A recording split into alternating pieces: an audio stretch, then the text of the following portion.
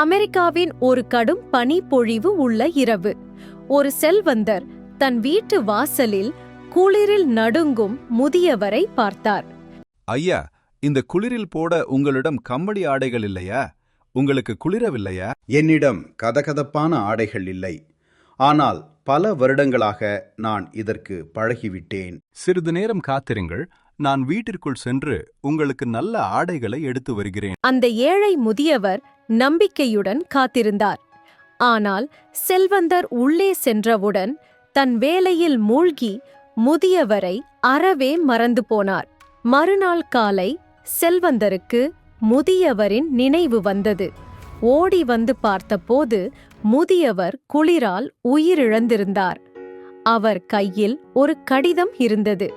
என்னிடம் ஆடைகள் இல்லாதபோது குளிரை தாங்கும் மன வலிமை என்னிடம் இருந்தது.